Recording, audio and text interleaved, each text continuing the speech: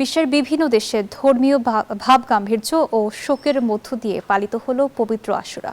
ইরাকের কারবালায় সমবেত হন লাখো শিয়া মুসল্লি। ইরান ও ইয়েমেনেও নানা আয়োজনে পালন করা হয় দিনটি। শোক পালনের অনুষ্ঠান উঠে আসে রাজনৈতিক বার্তাও।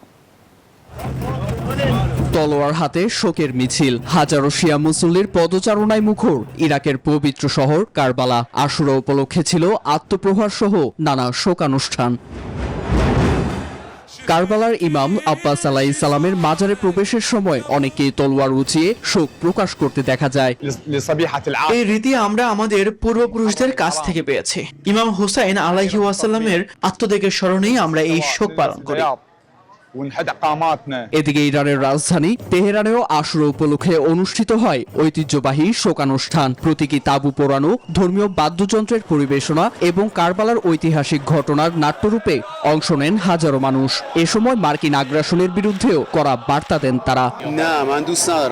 আমাদের নেতারা যদি দৃঢ় অবস্থানে থাকেন এবং পিছু না হটেন তাহলে যুদ্ধের হুমকি কমে যাবে, কিন্তু ছাড় দিলে শত্রুর আগ্রাসন আরো বাড়বে।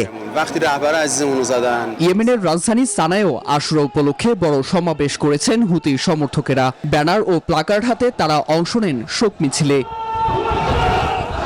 680 খ্রিস্টাব্দে কারবালার প্রান্তরে মহানবী হযরত মুহাম্মদ সাল্লাল্লাহু সাল্লামের দৌহিত্র ইমাম হুসাইনের শাহাদাতের স্মরণে প্রতি বছর মুহররমের 10 তারিখে বিশ্বের শিয়া মুসলিমরা আশুরা পালন করেন।